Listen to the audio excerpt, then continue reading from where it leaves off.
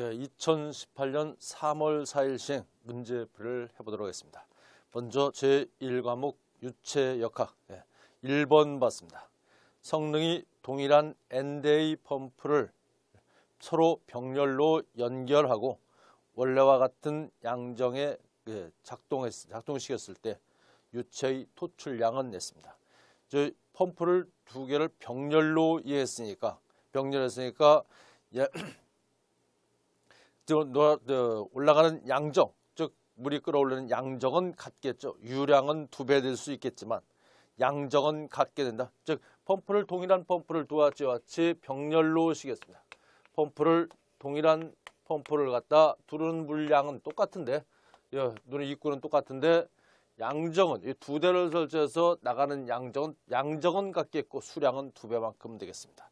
그래서 직렬로 연결할 때는 양정은 증가하나 수량은 같게 되겠죠. 그래서 병렬할 때는 유량이 N배만큼 증가한다. 2번입니다. 그다음에 두 번째였습니다. 도플러 효과를 이용한 유량계는 있습니다. 도플러 효과를 이용한 초음파 유량계죠. 초음파의 진동수의 파동을 이용해서 측정하는 게 유량계 중에 초음파 유량계입니다. 진동수의 파동을 관찰해서 그 흐르는 유량을 계산할 수 있는 게 초음파 유량계. 그럼 에바뉴 유량계나 오벌식 유량계 같은 경우는 간접식, 열선식 유량계가 되겠고요. 보통 유량계는 크게 세 가지로 나오죠. 유량계는 일반적으로 차압식, 압력 차는 차압식이 있고, 그다음에 날개차를 위해서 날개를 이용한 날개차식이 있고, 면적을 이용한 부자식이 있습니다. 기타 특징적으로 전자식 유량계는 패러데이 법칙을 이용한 거다. 전자식 유량계는 특히 이제 시험에 가끔 물어보는 게 보통 전자식 유량계입니다. 전자식 유량계의 특징은 패러데이 법칙, 즉 전자 흐름을 전기량을 측정해서 나타나는 패러데이 법칙을 이용한 거다. 패러데이 법칙을 이용한 게 전자식 유량계의 특징이고, 그다음에 용적식으로 드럼을 이용해서 나타나는 드럼식, 일반적으로 용적식 유량계, 소용돌이를 이용한 즉 소용돌이 유량계, 이런 게 대표적으로 있겠죠. 그래서 도플러 효과는 초음파 유량계, 일반적으로 초음파를 발생해서 진동수에 대한 파동을 봐가지고 그 유량을 알 수 있는 것, 초음파 유량계. 그래서 답이 2번 되고, 3번 봤습니다. 3번은 다음 중 증기 분류로 액체를 수송하는 펌프였습니다. 액체를 갖다 다음 중 증기 중의 이 분류로 액체를 수송하는 펌프입니다. 액체를 펌프하는 겁니다. 보통 액체를 다 이송하는 거지만 증기 중에 고압을 얻기 위해서 쓰는 게 제트 펌프, 즉 증기로 액체를 수송하는 특수 펌프로 제작된 게 우리는 제트 펌프랍니다. 피스톤 펌프는 왕독 펌프의 대표적이고, 기어 펌프는 기어 톱니에 의해서 기어의 돌아감으로써 액을 이송하는 기어 펌프, 수격 펌프는 수압에 의해서 분출하는 수압 펌프, 이와 같이 되겠습니다. 그래서 이건 제트 펌프는 특수 펌프의 일종으로서 증기 중에 액체를 강하게 밀어넣어서 액을 이송할 수 있는 방법, 제트 펌프, 즉 다음 중 증기의 분류는 제트 펌프가 되겠습니다. 4번 봤습니다. 4번 액체의 분류겠죠. 유량의 분류. 분류의 수직으로 놓여진 평판이 그 분류와 같은 방의 u 속도, 즉 일정한 속도 u 속도에 움직일 때 분류 V의 속도로 평판에 충돌한다면 평판에 작용하는 힘은 얼마인가 했습니다. 그랬을 때 단 로를 갖다 유체의 밀도, A는 일반적으로 분류의 면적, 속도는 일반적으로 V가 U보다 크다, 이와 같습니다. 즉 원래 상태보다 큰 상태로 변했다 있습니다. 그래서 4번 같은 평판, 4번 문제는 그렇죠. 일반 평판이 이와 같이 있습니다. 이 평판 사이에 일반적으로 여체가 이와 같이 흘러가고 있을 때, 평판 사이에 이와 같은 유체가 흘러가고 있습니다. 흘러가고 있을 때 여기서 위에 누르는 힘을 RY라고 하고, 이게 이와 같이 다른 속도를 갖다 우리는 보통 Rx라고 같이 표현했을 때, 이랬을 때 원래 속도 V가 이와 같이 지나가서 U 속도로 이와 같이 변했습니다. 그랬을 때 이 누르는 힘에 의해서 원래 있는 속도 V가 이보다 항시 흐르는 속도가 크다, U보다 크다고 이와 같이 전제를 주었습니다. 이랬을 때 보통 유량표는 우리가 간단히 생각하면 유량표는 AV 일반적으로 면적 곱하기 속도라고 표현합니다. 이랬을 때 운종 방정식에서 요 누르는 힘 XY 즉 YX 축에 의한다면 힘 일반적으로 시그마 힘 F 힘은 일반적으로 Y 방향 힘, 여기 누르는 힘 Y 방향, 이와 같이 가는 힘 X 방향 했을 때 즉 힘 F는 보통 면적에다가 이런 속도에다가 일반적으로 위에서 누르는 힘 Y는 시그마 FY는 요 Y는 면적 곱하기 V 그 속도에다가 무게가 갖고 있는 유체가 갖고 있는 밀도 노이하고 노이했을 때 이때 각도는 누르는 힘이니까 사인 세타만큼 각도만큼 힘을 받겠다. 그래서 이거 갖다 정리하게 되면 결국 이와 같이 A는 면적 곱하기 유속 V를 갖다 뒤로 넘겨서 풀다면 A는 일반적으로 속도 U에다가 로이 여기 X가 맞춰지는 이때 각도만큼 휘어진 각도만큼 V 속도만큼 사인 세타만큼 움직일 수가 있습니다. 이걸 다시 풀어본다면 A 로는 면적 로는 이와 같이 변한 속도 원래 높은 속도에서 즉 원래 큰 속도 즉 V다 보니까 V 속도에다가 여기 사인 세타만큼 가는 속도만큼 치어준다 U 속도에 여기 속도 갖다 곱해주니까 얼마? 제곱. 그래서 일반적으로 나타나는 식은 1번 로이 A V제곱 U제곱인데 서로 넘어가다 보니까 항이 넘어가다 보니까 V-U2 그래서 답이 1번 되겠습니다. 1번.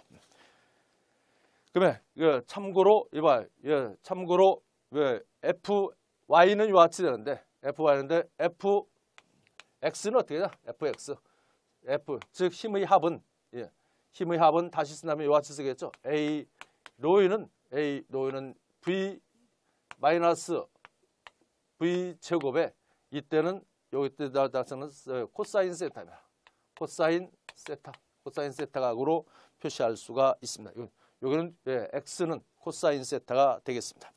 참고로 봐시고 답이 1번. 그래서 4번에 1번 되고 5번 노점에 대한 설명으로 틀린 것은 액체와 기체의 비체적이 같아지는 온도. 비체적이 같아지는 온도는 일반적으로 비체적이라죠. 비체적인 온도는 서로 다르게 되겠습니다. 이것은 같아질 수가 없겠고 두 번째 있습니다. 등압 과정에서 압력이 일정한 과정에서 응축이 시작되는 온도를 우리는 보통 노점이라고 하죠.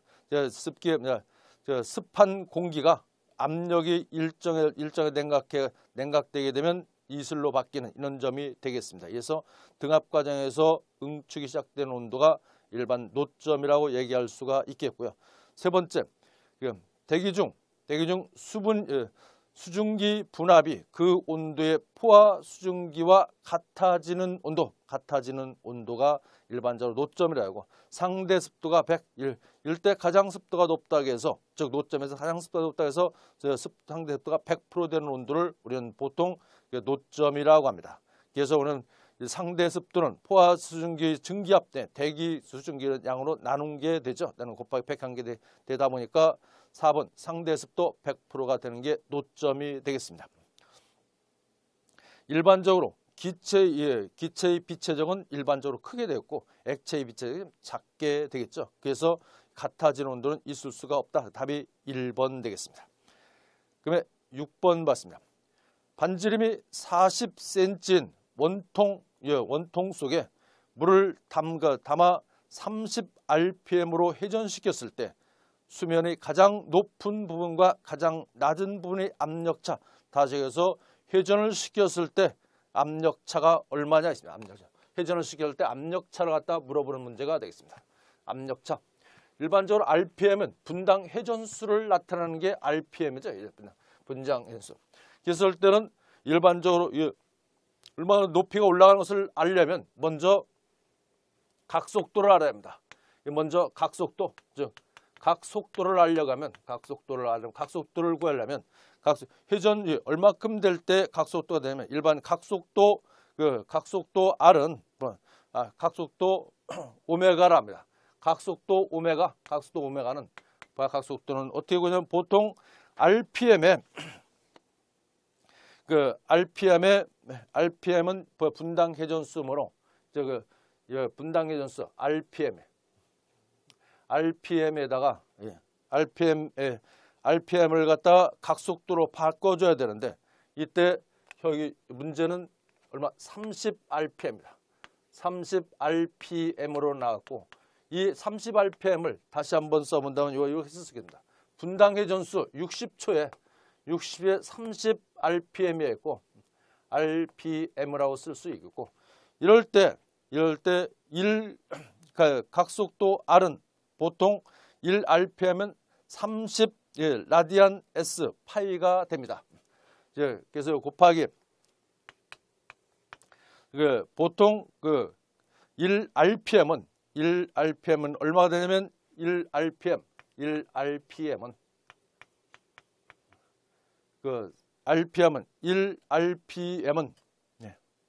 여기 1rpm은 2파이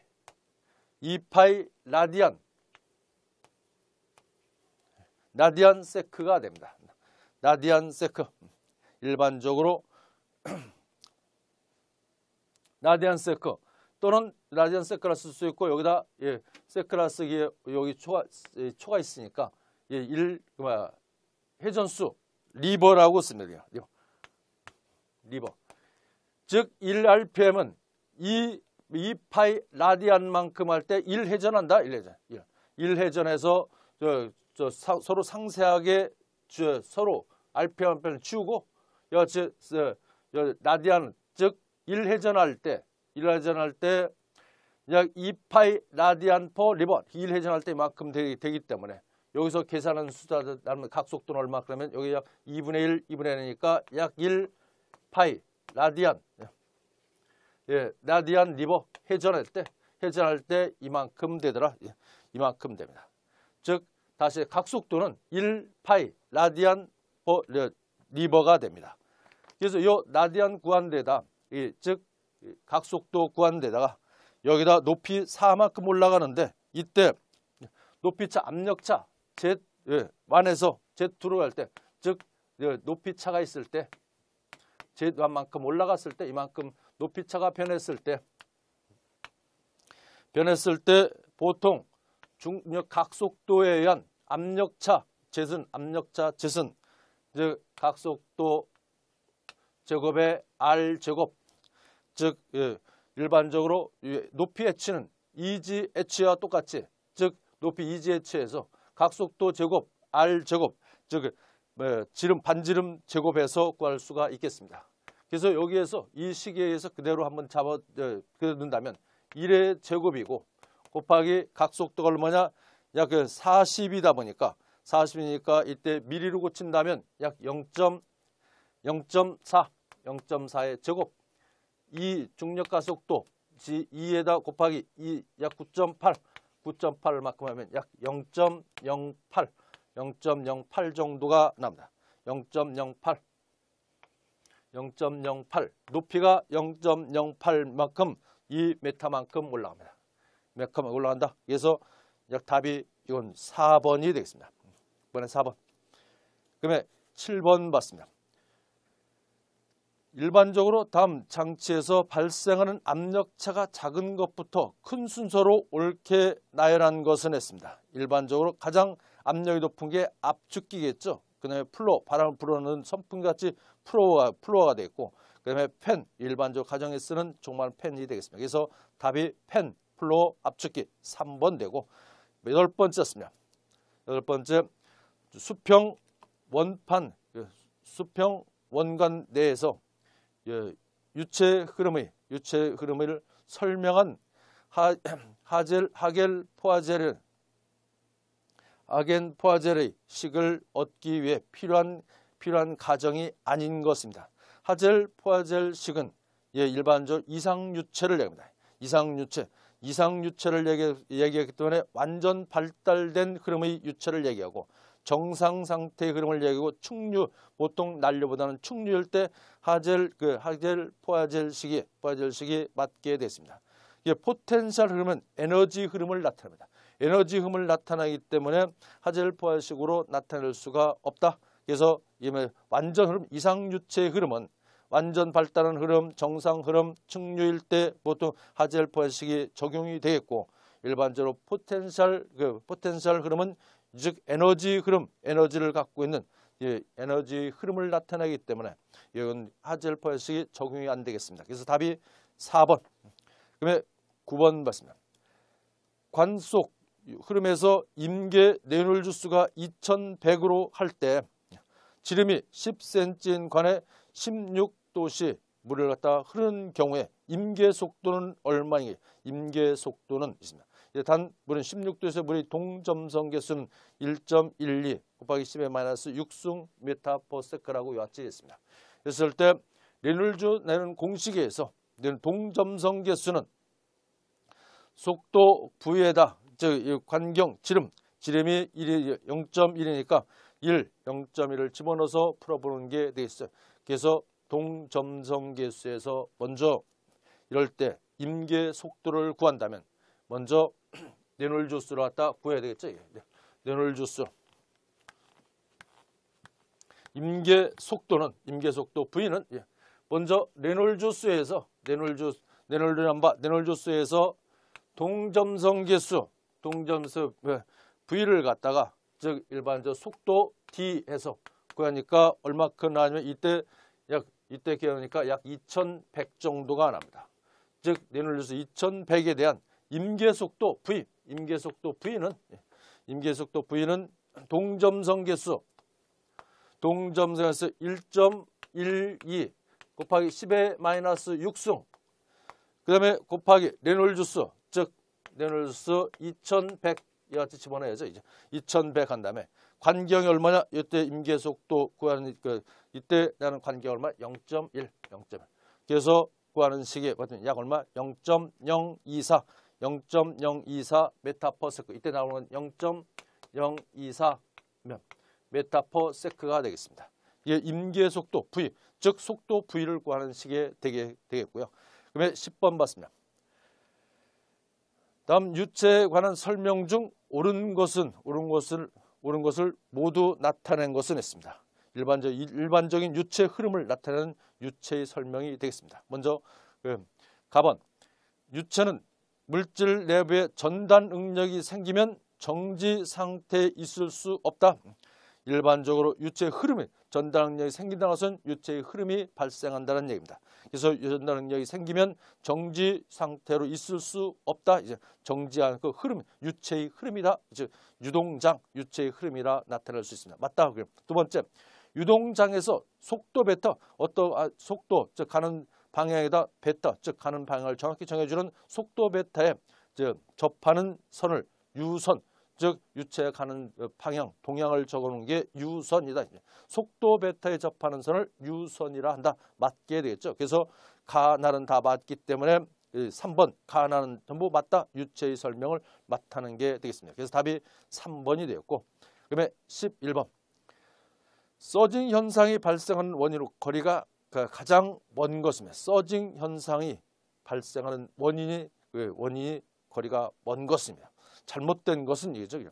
먼저 서징 현상입니다. 1번 펌프의 유량 양정곡성이 우향한 곡선에 있을 때 일반적으로 양정곡성에서 펌프의 양정곡성에서 즉 최고점을 치기 전 최고의 양정이 되기 전 즉 양정곡성 펌프 양정곡성이 있을 때 가장 양정이 서서히 올라가다 저는 꺼럭집니다. 이 점이 있을 때 우리는 보통 최고의 양정이라 표현하는데 이때 우상향 즉 양정으로서 우상향 이쪽 올라가는 부분 이 부분에 있을 때 일반적 서징 현상이 일어난다. 여기서 유량 Q라고 표현한다면 우상향 있을 때, 즉 펌프의 최고의 양전 들어가기 직전에 이와 같이 서징 현상이 일어날 수 있다. 그래서 우향 상승 구배 곡선일 때 나타난다. 맞다. 두 번째, 배관 중에 수조나 공기조가 있을 때, 배관 중에 수조나 이게 일반적으로 공기조가 있을 때, 공기조에 있을 공기가 들어가서 서징 현상이 발생할 수 있게 되겠습니다. 그러면 유량 조절 밸브가 수조나 공기조의 뒤쪽에 있을 때, 앞에서 발생하는 이와 같이 서징 현상이 발생할 수가 있습니다. 그러면 네 번째, 관 속에 흐르는 유체의 유속이 급격히 변할 때, 유속이 급격히 변하는 수격작용이 나죠. 액햄머, 즉 물이 충격을 주는 이런 충격 현상이지 서징 현상은 해당이 안 된다. 그래서 답이 4번이 되겠습니다. 답이 4번. 그러면 12번. 유체 속에 한 점에서 압력이 방향에 관계없이 동일한 값을 갖는 경우 틀린 것입니다. 일반적으로 유체 속에 한 점에서 일정한 방향, 즉 압력이 방향과 관계없이 동일한 값을 갖는 경우로서 틀린 것입니다. 틀린 것. 즉 일반적으로 정상 유체가 아닌 걸 얘기하겠죠. 일반적으로 동일한 값을 갖는 경우가 틀린 것. 먼저 1번. 유체가 정지한 경우, 일반적으로 압력이 한 방향으로서 동일한 값으로 갔을 때 방향과 관계없이 동일한 값이니까 압력 변화가 없다는 얘기죠. 없습니다. 즉 유체가 정지한 유체입니다. 정지한 유체. 그다음에 두 번째, 비점성 유체가 유동하는 경우, 비점성 흐를 수 있는 점성이 없는 일반 유동장의 비점성 유체가 유동하는 경우, 보통 이상 유체, 즉 일반 압력과 온도에 영향을 밀접한 관계를 갖고 있는 정상 유체를 얘기합니다. 비점성 유체가 유동하는 경우, 이럴 때 일반적으로 한 점에서 압력 방향과 동일한 값, 압력 방향과 관계없이 동일한 값을 갖게 되겠습니다. 즉 정상 유체라고 얘기했습니다. 그러면 세 번째, 유체층에서 상대 운동이 없이 유동하는 경우, 상대 없이 일정하게 흐르다 보니까 즉 상대 운동이 없이 흐르는 유체입니다. 그래서 정상 유체일 때 이런 경우가 나타나고, 즉 유체가 정지된 유체처럼 행동하는 것, 일반적 정상 유체, 비점성 유체 유동하는 경우, 유체성이 상대 운동이 없이 유동하는 경우, 이런 것들은 정상 유체라고 얘기할 수가 있습니다. 유체가 충류로 유동하는 경우, 보통 충류가 정상 유체에 해당이 되긴 하겠지만, 충류일 때만 꼭 일반 한쪽 방향으로 압력 방향과 관계없이 동일한 값을 갖는 경우가 될 수가 없습니다. 그래서 충류, 난류, 즉 일반적 충류는 보통 내놀 주스가 2100 이하인 거고, 이런 난류는 4000 이상인 것을 우리는 난류라 하죠. 이럴 때도 유체의 장이 적용된다. 그래서 일반 충류 유동인 경우만 되는 건 아니다. 그래서 답이 4번이 되겠습니다. 그러면 13번. 100kPa 25도씨에 있는 이상 기체를 등 엔트로피 과정에서 135kPa까지 압축했습니다. 이때 압축 후에 온도가 약 몇 도씨인가 했습니다. 단 이 기체의 정합 비열은 CP는 1.213 kJ/kg 독K이고 정적 비열은 0.82라고 했습니다. 이랬을 때 온도 구하는 식. 이 온도 구하는 식은 일반적으로 등 엔트로피 곡선에서 온도 변화식은 이었죠. T1, T2는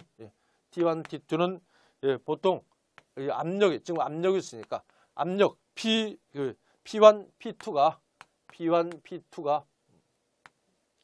즉 일반적으로 단열 지수인, 즉 비열비 단열 지수인 비열비에서 K-1 K라고 요약했습니다.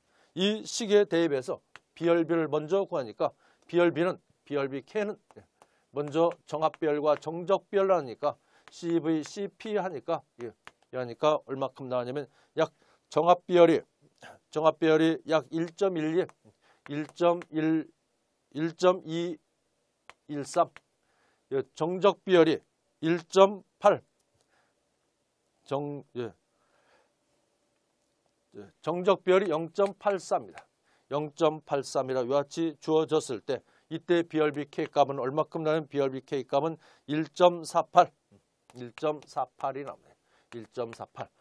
예, 1.48이 나오니까 이때 요 시계에서 T2 변환 온도 T2를 갖다고 하니까 T2는 T1 곱하기 P1에다 P2를 하니까 P1 P2를 하니까 P2를 하니까 결국 얼마 온도 맨 처음에 온도가 얼마냐? 약 얼마? 25도씨. 20도 보시니까 절대 온도 273 플러스 25도씨 25에다가 곱하기 온도 압력이 얼마였습니까? 맨 처음에 100kg에서 얼마? 100kPa에서 135 kPa로 변화된 이와 같이 압력이 변했으니까 이때 BRB가 얼마입니까? 1.4. 1.48 마이너스 1에다가 1.48을 하니까 얼마? 1.48 하니까 예, 얼마냐? 약 한 328.5도씨. 그래서 온도 도씨를 구하니까 273을 빼니까 얼마? 55.5도씨. 답이 2번 되어 있고 14번 맞습니다. 피토관을 이용하여 유속을 측정하는 것과 관련된 설명으로 틀린 것입니다. 틀린 건 1번 피토관 작은 관이죠. 피토관의 입구에 동압과 합은 정체압이 작용한다. 정체압, 정지된 압력, 즉 전체압을 나타납니다. 즉 합은 동압과 정압의 합이 전압이다. 정체압을 작용한다. 맞게 했고 측정 원리는 베누이 정리에 의해서 즉 작용을 통해서 나오는 피토관의 유량 변화는 일반 위치 에너지, 속도 에너지, 위치 에너지에서 나타난 베누이 정리식에 이용해서 유량을 구할 수가 있습니다. 맞다. 세 번째, 측정된 유속은 정체압과 정압 차이 곱은 제곱근에 비례한다. 즉 이게 보통 제곱근에 비례하죠. 일반적 유속 부위는 EGH, 유속부는 보통 루트 EGH다. 그래서 일반적으로 제곱근의 정체압력은 유속은 전체압과 정압 차이 제곱근에 비례한다. 높이 수주에 비례한다. 그러면 동압과 정압의 차를 측정한다. 일반적으로 동압과 정압의 차를 우리는 보통 전체 압력과 정압의 차를 동압이라고 합니다. 그래서 동압과 정압의 차를 측정한 것은 해당이 안 되겠습니다. 그래서 답이 4번. 그다음에 15번 봤습니다. BRB가 1.2이고 기체상수가 200줄 킬로그램 도케인 이 기체일 때 음속이 400m/s일 때 이 기체의 온도는 약 몇 도씩 약 얼마인가 싶습니다.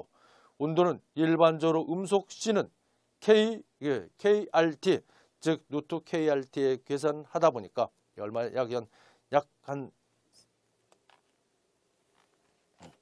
일반적으로 즉 BRB가 1.2 기체상수가 200kg 도케이일 때 음속이 400m/s입니다. 음속 C는 루트 K 기체상수 RT 있으면 KRT 여하치면다. 이럴 때 상수값이 약 얼마 상수값이 K값이니까 생수값은 보통 KRT 여하치 음속 C는 KRT 즉 BRB K 1.2 루트 KR 1.2 곱하기 R값 기체상수 값이 얼마? 200입니까? 200. 그러면 온도 T는 알 수가 없습니다. 온도 T X. 그랬을 때 음속이 얼마? 400. 음속이 400. 그러므로 음속이 400이니까 그대로 X를 구하면 약 394. 여기서 X는 394. X는 394만큼 194. 여기서 구해보면 X는 같이 x를 그러면 양쪽에 루트를 하게 되면 이제 양쪽에 루트를 하면 루트가 없어지죠. 결국 이거는 이왔습니다. 400 네, 제곱은 1.2 곱하기 200 이와 같이 나올 수가 있다 있습니다. 그래서 나온 값이 이만큼 나온 값에서 이 나온 이 t 값은 뭐야? 절대 온도 K, 절대 온도 K니까 273 플러스 도씨. 그러므로 여기 나온 값이 다른 도 K가 되니까 여기서 나온 값에서 273 빼주면 도씨가 됩니다. 여기서 답이 얼마? 394 도씨. 390 마이너스 273 하면 얼마냐? 약 얼마냐? 394만큼 나와요. 394. 네, 16번 보겠습니다. 16번 그림과 같은 단열 덕트 내 유동장에서 마하수가 마하수 m이 1보다 항시 클 때 압축성 유체의 속도와 압력의 변화를 옳게 나타내는 것입니다.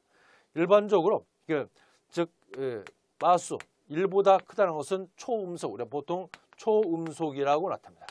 초음속이 나타나는데 일반적으로 확간 큰 데서 작은 관들하고 작은 관에서 큰 데로 확실히 지났을 때 일반적으로 이 문제는 그러죠. 우리의 문제 중요한 것은 즉 작은 관에서 큰 관으로 갈 때 나타나는 게 있습니다. 작은 관에서 즉 축소된 쪽에서 큰 쪽으로 확간으로 갔다 확간으로 갔을 때 일반적으로 유량 같은 경우에 먼저 유량 일반적으로 유량은 증가, 유량은 이쪽으로 왔을 때 유량은 증가, 유량은 유속은 보통 증가하고 압력은 어때요? 압력은 감소죠.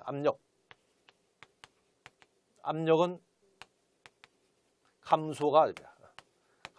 압력은 감소하고 이게 특징이라면 일반적으로 또 큰 관에서 작은 관을 할 때, 즉 큰 관에서 작은 관을 할 때 유속은 어떻게 되냐? 유속은 일반 이거 반대되죠. 감소하고 이때 감소하고 이때는 여기도 증가하게 됐습니다. 이때는 압력은 증가하게 됐습니다. 이게 서로 상반되는 관계로 즉 초음속일 때는 보통 단면적 마하 유량은 단면적 마하 유량은 감소하고 일반적으로 압력 온도 밀도는 감소하고 있어요. 압력 온도 밀도는 감소하고 일반적으로 단면적 마하수 유량은 증가했습니다. 즉 유속은 증가하고 마하수 증가하고 일반적으로 단면적은 증가했습니다. 그래서 서로 일반적 상반된 관계를 외우시는 수밖에 없습니다. 이럴 때 반대로 초음속일 때는 그런데 반대로 초음속일 때 확간에서 할 때는 서로 반대가 되죠. 반대가 됩니다. 초음속일 때 확간에서 작은 관으로 들어갈 때는 단면적 마하수 유량은 감소하고 온도, 압력, 밀도는 증가되는 이런 서로 상반된 관계가 되겠습니다. 외워두셔야 되겠고 그 다음에 17번 봤습니다. 난류에서 전단 응력 타우를 다음 식으로 나타냈을 때 이타 즉 효율은 나타낼 때 효율은 무엇을 나타내는 것인가 했습니다. 일반적으로 전단 응력은 일반 유속 dv를 갖다 dy 즉 미소 유속하고 미소 변환 구배 즉 속도 구배를 나타내는 것이 일반적으로 타우는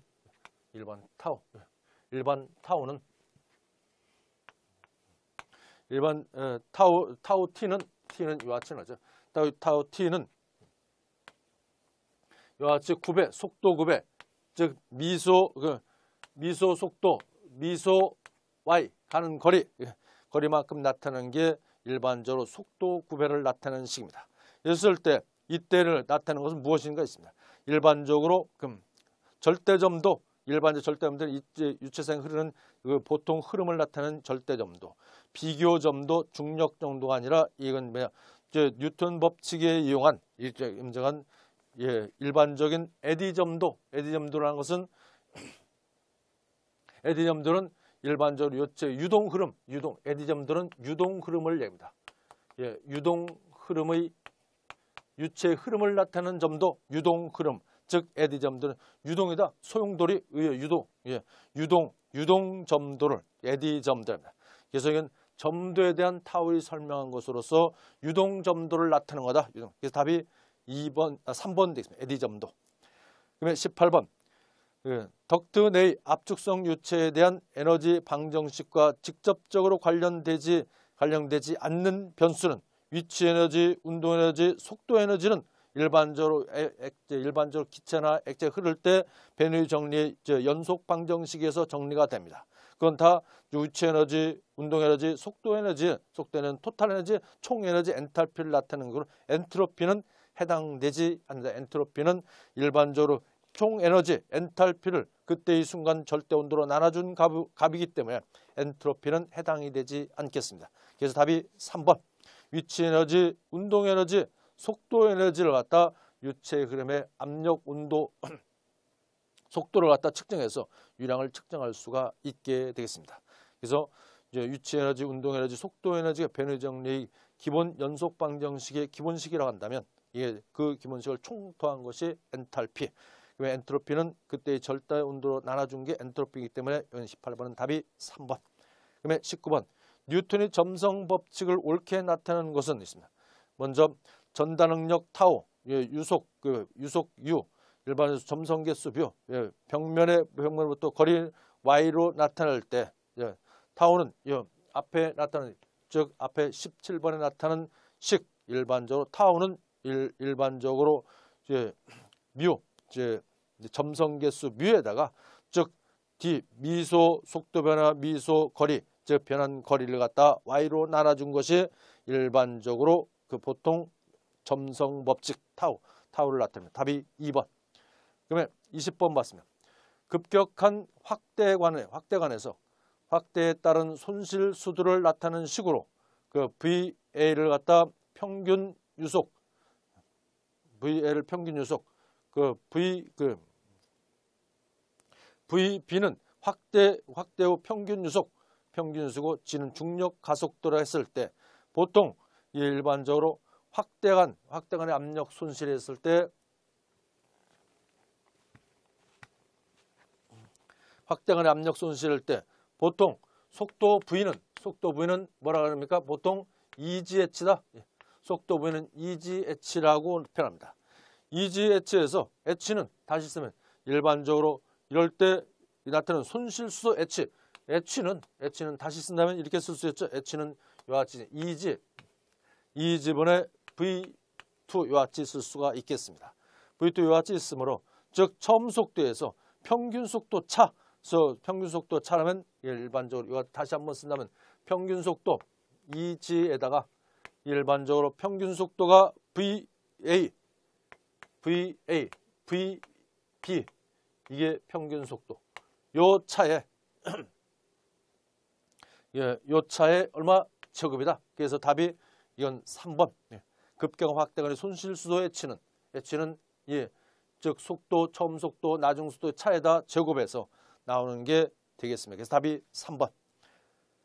그러면 이 연소공학 제2과목 연소공학 봤습니다. 21번. 202.65kPa 25도씨 공기를 약 10.1325kPa의 단열 팽창시키면 온도는 약 몇 도씨인가 했습니다. 단열 팽창시킬 때 두는 식 앞에 유체역학 앞에서도 한번 풀어왔던 문제이지만 단열 팽창시키는 공식 T는 일반적으로 압력 변화에는 그 단열 팽창하는 식 T1, T2는 P1, P2에서 P2 즉 BRB 즉 K죠. BRB K-1 K식을 대입해서 요 식에 대입해서 풀어보는 식이 되겠습니다. BRB는 1.4로 주어진 관계로 T2는 T1이 애초에 온도가 얼마냐? 25도씨 273 플러스 이때 반드시 공에서 펼 때는 절대 온도로 바꿔야죠. 이 25도씨 이만큼이었을 때 P1이 얼마냐면 P1이 약 얼마? P1이 약 얼마? 202.65였고 P2가 얼마냐? 약 10.1325 이만큼 됐습니다. 이 파스칼 쓸 때 BRB가 얼마냐? 1.4 마이너스 1 그다음에 1.4를 해서 나타나는 식 같은 온도를 구해봤더니 얼마? 약 절대 온도로 126도K 126도K만큼 되겠다. 그래서 답이 1번. 그러면 22번 봤습니다. 안정성 평가 기법 중 시스템의 하위 시스템으로 점점 좁혀가고 고장에 대한 그 영향을 기록하여 평가하는 방법으로 서브 시스템의 위험 분석이나 시스템의 위험 분석을 위하여 일반적으로 사용되는 전형적인 정석 귀납적 분석법으로 시스템에 영향을 미치는 모든 요소를 모든 요소의 고장 형태별로 분석하여 그 영향을 검토하는 기법. 검토하는 기법은 고장 형태를 갖다 검사하기 때문에 일반적으로 고장형 영향 분석법 FMEA 즉 FMA라고 표현하기도 하죠. FMEA 고장형 분석법 일반적으로 결함수 그래서 답이 3번이고 1번 결함수 분석은 즉 사고를 일으키는 장치의 사고 요인이나 운전사 실수를 분석해서 파악하는 것을 결함수 분석. 원인 결과 분석법은 일반적으로 잠재적인 요소를 갖다 찾아내서 결과를 확인하고 상호 관계를 갖다 예측 평가하는 기법을 원인 결과 분석법이랍니다. 원인 견석 분석법. 그러면 위험 및 운전성 검토. 운전성 검토는 일반적으로 위험과 운전 분석법은 일반 공정에서 존재하는 위험 요인을 공정 효율을 떨어뜨리는 요인을 찾아내서 운전상의 그 문제를 해결하는 거 이 갖다 오는 위험 및 운전성 검토. 그래서 그는 일반적으로 고장 형태 즉 시스템의 위험이나 위험 분석이나 시스템의 위험 요인을 파악해서 파악으로 분석하는 것은 고장 형태 영향 분석법. 답이 3번.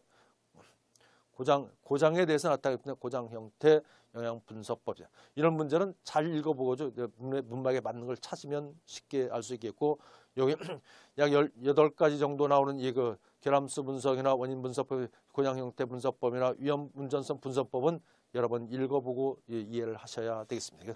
법에 규정된 사항으로 위험성 평가는 모든 기관에서 모든 시설 장치에서 해야 되겠습니다. 그래서 답이 3번이 되고 23번. 과잉 공기가 너무 많을 경우 일어나는 현상이 아닌 것입니다. 과잉 공기로 일어나는 현상이 아니었습니다. 열 효율이 감소한다. 공기가 너무 많으면 열 손실 때문에 열 효율이 감소합니다. 연소 온도가 증가한다. 연소 온도는 일반적 손실이 있기 때문에 연소 온도는 증가하지 않게 해야 되겠죠. 증가하십니다. 답이 2번. 배기가스 세 번째. 배기가스의 연손실을 증대시킨다. 증대시키고 연소가스량이 증가하여 통풍을 저하한다. 통풍을 저해할 수가 있습니다. 그래서 답이 23번은 2번. 그러면 24번. 다음 에어 스탠다드 오토 사이클이 PV 선도이다 했습니다. 이럴 때 사이클의 효율 이탈을 옳게 나타내는 것입니다. 옳게 나타내는 것은 그래서 옳게 나타내는 것을 한번 정리 한번 해보도록 하겠습니다. 옳게 나타내는 것은 먼저 오토 사이클 즉 그 문제 주어지기를 PV 선도로 있습니다. PV를 같이 선도를 나타냈습니다. PV 선도를 나타냈는데 이럴 때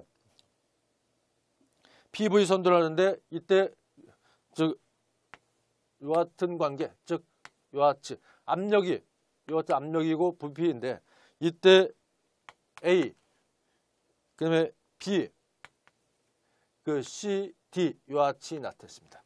이와 같이 나타났을 때 이럴 때 A에서 B, C에서 D로 이와 같이 간다고 이동한다고 표시를 했습니다. 이럴 때 A, D는 최적이 일정할 때 A, D는 일반적으로 DA는 최적이 일정할 때 단열 과정입니다. 최적이 일정할 때 단열 과정을 했습니다. 단열 과정을 나타내고 그 BC는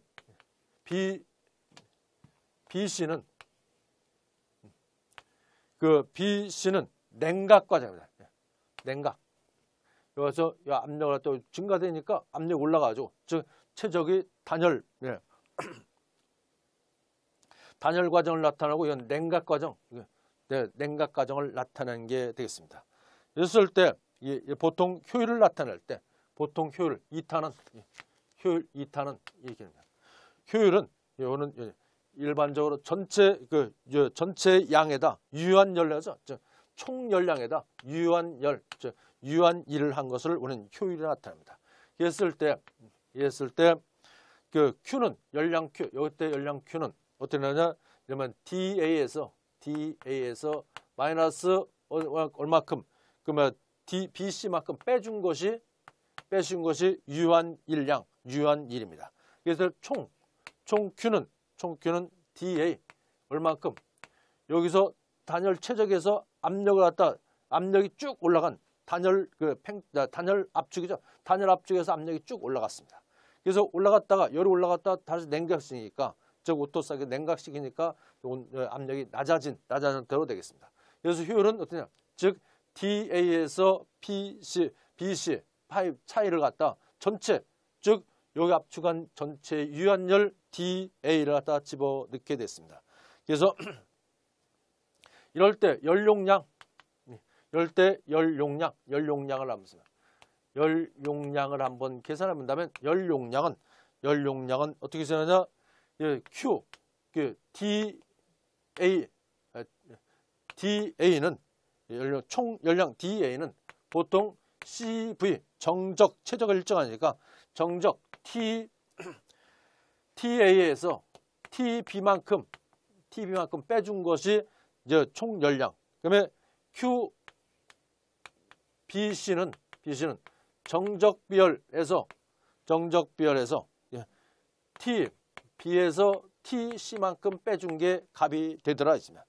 그래서 효율을 나타내는 이따 효율 여기 효율 요 시계 그대로 지나오는데 효율 2타는 그러므로 효율 2타는 요같이 표현합니다. CV에서 그 TA 마이너스 TB만큼 이만큼 TD만큼 이만큼 빼준 거 여기서 빼줘가지고 CV 요거만 빼준 거 요만큼 TB에서 TC만큼 빼준 게 효율을 나타낼 수 있고 전체 CV에서 총 들어간 양 TA에서 TD만큼 빼준 게 되겠습니다. 그러므로 요거 갖다 다 정리해서 그대로 표시한다면 요건 같은 값 1, 요건 또 이제 TA에서 TB 똑같은 값이니까 1, 마이너스 요거 마찬가지죠. 그러면 CV만큼은 없어진다면 여기서 CV 이거 다 똑같이 이거 다 없어진다면 결국 TA, TD에서 TB, TC다. 그래서 답이 요건 1번이 됩니다. 1번. 즉 TBC에서 말하자면 A만큼 빼준 거. 그래서 답이 1번 되겠습니다. 25번. 이상기체의 성질에 관한 설명 중 틀린 것입니다. 틀린 것. 그 보일 법칙에 만족하는 거, 아보가도 법칙에 따르는 거, 비열비는 온도에 관계없이 일정한 것. 네 번째, 내부 에너지는 온도와 무관하며 압력에 의해서만 결정된다. 일반적으로 내부 에너지는 온도만의 함수다 있습니다. 내부 에너지는 온도만의 함수다. 압력에만 결정되는 게 아니라 온도에 밀접한 영향을 갖고 있다. 답이 4번. 그러면 26번. 과잉 공기 개수가 1일 때 224 세제곱미터의 공기로 탄소는 약 몇 킬로그램을 완전 연소시킬 수 있는가 했습니다. 탄소를 연소시킬 때 산소는 1몰만큼 들어가죠. 예, 산소. 그래서 연소 반응식을 세워서 본다면 연소 반응식에서 탄소 C가 산소로 갖다 완전히 연소시킵니다. 그러면 CO2가 됩니다. CO2가 됐을 때 공기 개수는 1이라고 했을 때 약 공기가 224. 공기가 224. 그러면 이때 탄소 몇 킬로그램이냐 했습니다. 탄소 12kg 탈 때 이때 산소는 얼마냐? 22.4 세제곱미터만큼 연소할 수 있다. 그 그램 했을 때는 리터이지만 킬로그램이니까 20.4 세제곱미터만큼 탑니다. 이때 순수한 산소입니다. 산소다 보니까 이럴 때 이만큼 여기 224 세제곱미터 이때 순수한 산소는 얼마냐? 약 보통 공기 중의 산소는 약 0. 얼마큼? 예, 공기 중의 산소는 약 전체 중에 0.21만큼 있다. 이만큼 있습니다. 이만큼 연소할 때 여기 x는 얼마냐? x. 이 x를 구해봤더니 약 25점. 예, 25점. x는 25.2. 그래서 답이 3번이다. 이때 공기, 즉 여기가 순수한 224가 뭐냐? 공기다. 이거. 공기니까 산소로 바꿔서 이 산소일 때 X량을 구해야 되겠습니다. 그래서 답이 3번. 27번. 액체 프로판 298kg, 298 절대온도 독해이고 0.1 메가파스칼의 이온 공기를 이용해서 연소했습니다. 연소하고 있을 때 고발열량이 약 몇 메가줄 퍼 킬로그램인가 했습니다. 단 이때 연료의 증발 엔탈피는 370kJ 킬로그램이고 기체 상태일 때 프로판의 생성 엔탈피는 마이너스 103. 마이너스 103909 킬로몰이 됐고 약 CO2의 생성 엔탈피는 약 마이너스 393757이었습니다. 이럴 때 액체 및 기체 상태에서 H2의 생성열 엔탈피는 각각 286.1010 그다음에 241.971이었습니다. 이럴 때 고위 발열량은 저희 발열량 플러스 물이 생성 엔탈피를 집어넣어서 풀어보니까 저희 발열량, 여기 있을 때 고위 발열량은 물어본 관계로 고위 발열량은 물이 해설해 놨다시피 저희 발열량 플러스 물 생성 엔탈피를 집어넣어서 풀어보는 게 되겠습니다. 그러므로 이럴 때 프로판 44 열량 Q는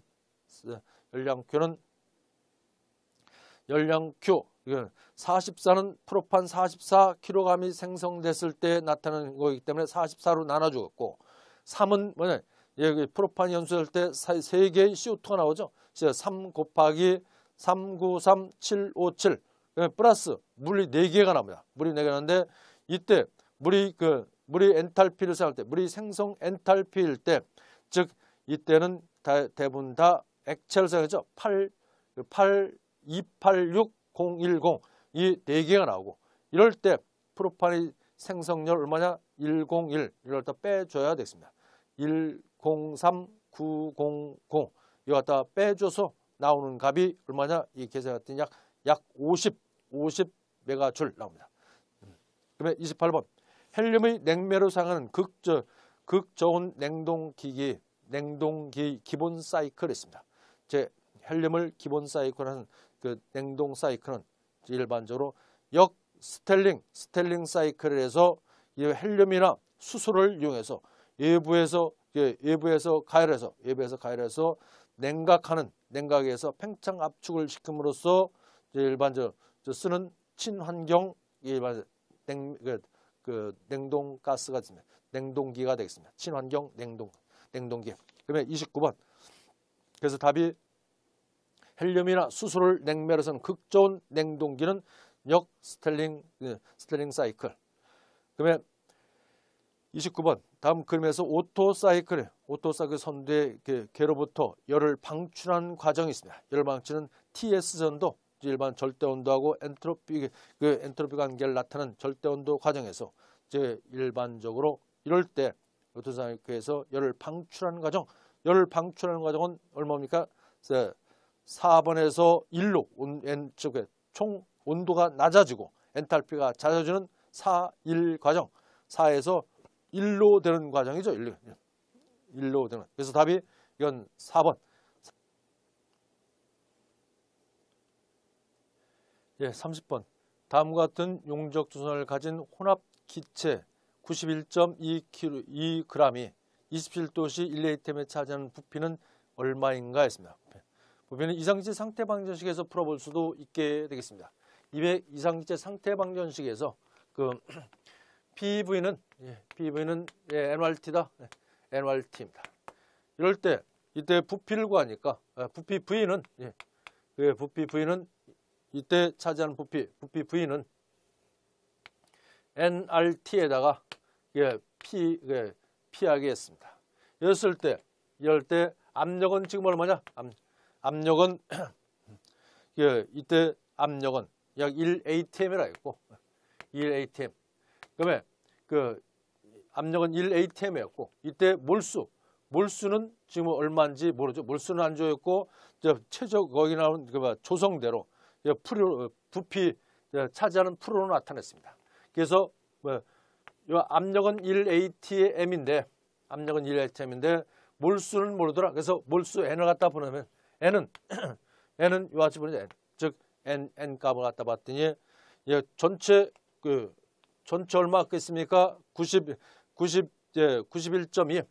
n은 91.2에 이산화탄소가 얼마? 즉 100분의 13.1.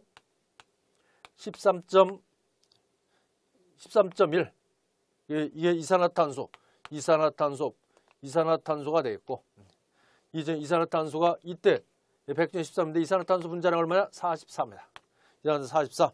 44를 해갔더니 약 5.7. 약 얼마냐? 5.76. 그러면 91.2에 그러면 산소가 얼마냐? 7.7. 100 중에 7.7. 산소는 분자량 얼마? 32. 32다 보니까 이때 얼마큼 차냐면 2.46. 질소는 91.2에 100 중에 얼마? 100 중에 79.2만큼 있습니다. 질소 분자량 28 하니까 얼마냐면 약 22.1만큼 나옵니다. 요 다 더했더니 얼마큼 나오냐면 다 더하니까 30.4. 요 다 더하니까 30.4. 그래서 지금 30.4. 30.4가 얼마? 91.2만큼 있다. 이만큼. 이게 몰수입니다. 기체상수값 0.082. 온도가 얼마냐? 273 플러스 온도가 27도씨. 이만큼 이거 300. 그러므로 결국 요같이 쭉 계산해 봤더니 얼마큼이냐? 이때 답 계산해 봤더니 여기 나온 값을 그대로 여기 나온 값을 갖다가 풀어 봤더니 얼마냐? 약 답이 73.8 뭐냐? 이게 리터. 73.8 리터. 답이 4번.